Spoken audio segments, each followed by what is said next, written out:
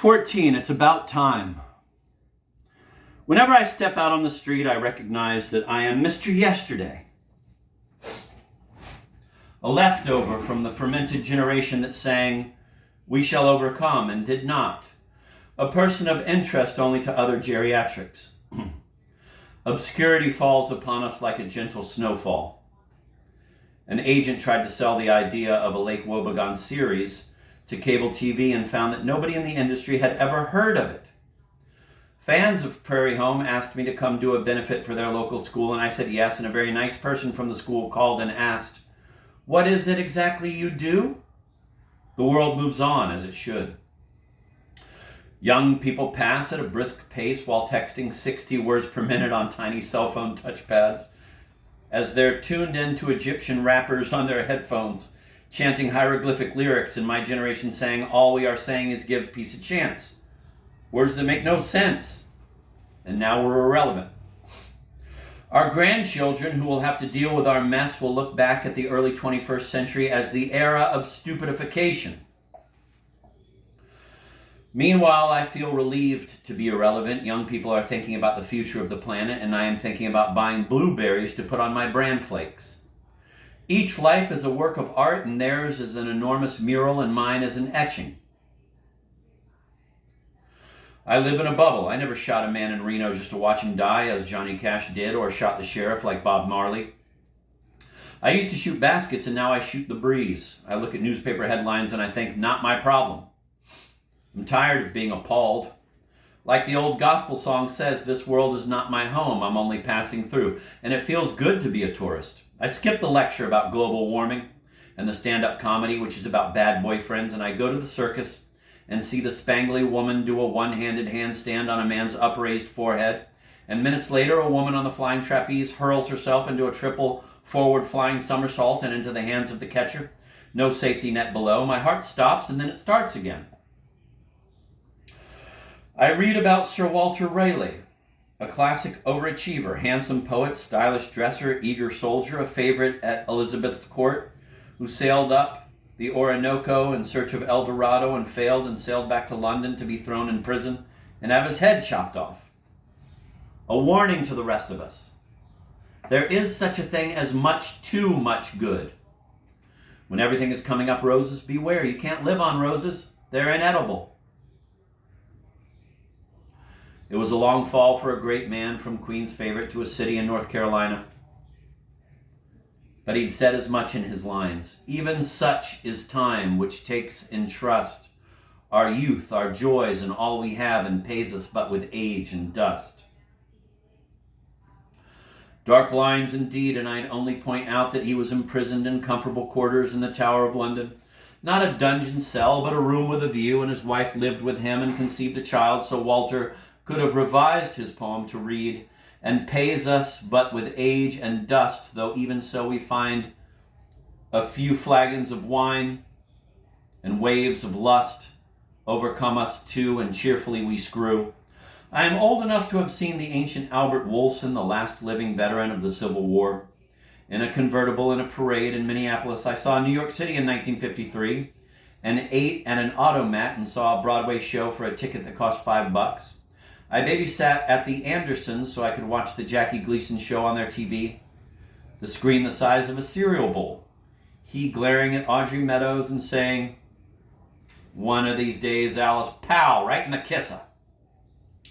Which was funny then and is not anymore. I watched the coronation of Queen Elizabeth II on a TV brought to Benson School for the occasion, and I loved the horses pulling her carriage. They reminded me of Uncle Jim's. I got to visit the farm and stand on a hay rack with him and hold the reins, and when he jumped down to open the gate, I cried, "Get up!" And they get up. I saw my beloved grandma wring a goose's neck with 2 brisk twists and chop its head off. She didn't tell me to turn my head. She simply did what she needed to do. I walked past the Alvin Burlesque Theater downtown and stared at posters of large ladies in gaudy foundation garments. I sang softly and tenderly Jesus is Calling on a downtown street corner as the preacher Leslie Grant used a loudspeaker on the roof of his car to tell passers-by to give their lives to the Lord, and nobody stopped to accept Jesus. They walked past quickly as if we were lunatics and they were afraid we'd clutch them and not let go. I remember the 15-cent White Castle hamburger. I remember seeing hitchhikers on the highway and Dad slowing down, and if the guy looked decent, we gave him a lift. I miss the old days. I miss the light bulb jokes somebody would tell one. How many psychiatrists does it take to change a light bulb? One, but the light bulb has to really want to change. And then other people would contribute, and you'd get a whole string of them. Irishmen. 1 to hold the bulb, 9 to drink until the room spins. Jewish mothers. None. I'll just sit in the dark and suffer. Episcopalians. None. We have candles. Amish. What light bulb? Germans. 9. Comedians. It's not funny.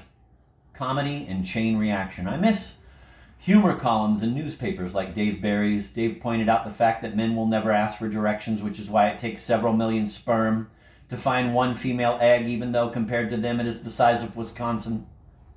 I laughed so hard at that I almost coughed up a hairball. He once made fun of Grand Forks, North Dakota, whereupon the city fathers invited Dave to Grand Forks, and Dave, classy guy that he was, flew to Grand Forks for the dedication of a municipal sewage pump station named after him. The plaque reads, Dave Barry Lift Station number 16.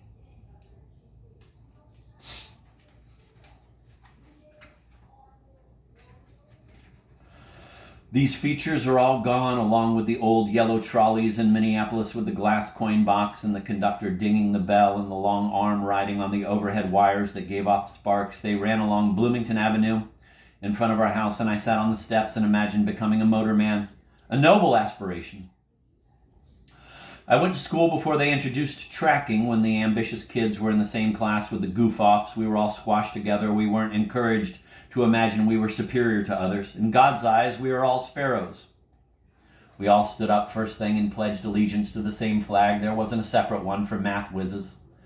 As the great Van Morrison wrote, the beauty of the days gone by, it brings a longing to my soul to contemplate my own true self and keep me young as I grow old.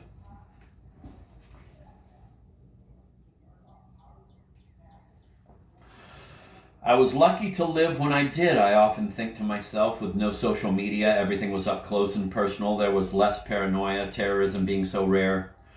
Prosperous times, and I got to witness the satisfaction of my elders who, having endured the Depression and survived the war, found romance and employment and could afford to buy a bungalow with a garage and screened porch and a backyard to grill hot dogs in, and the kids play catch. We picked vegetables from our garden and cooked them in a pressure cooker and packed them in ball jars with cur lids, quart jars of corn and beans and tomatoes. I was on hand when doo-wop, R&B, rock and roll came rolling in to destroy the country or save it. Take your pick. I heard the news on the radio the morning Buddy Holly died in the plane crash. I saw the Rolling Stones play at a hockey rink on their first American tour, and God bless them, they're still playing Brown Sugar and Tumbling Dice. Better than any bar band around. Mick Jagger strutting and flapping around, 80 going on 17. I remember Sal, the Barber, Magley, Whitey Skoog, Rocky Marciano, Sugar Ray Robinson, and Slammin' Sammy Sneed. I saw Rod Carew steal home. Twice! I was around for the corner grocer, the stationery shop, the independent druggist, the five and dime before Amazon took over the world. I wrote letters in a nice cursive hand to my grandma, and she was happy and complimented me on my penmanship. A good hand was a sign of good manners. Now grandmas are happy if you're not non-binary and your face is clear of tattoos. Back then we heard the buzzing of the bees in the cigarette trees near the Lemonade Springs where the bluebird sings. It was way back before seat belts when I stood on the front seat, my hand on my daddy's shoulder as he drove 75 miles per hour across North Dakota. And even today I don't buckle up until the buzzer goes off.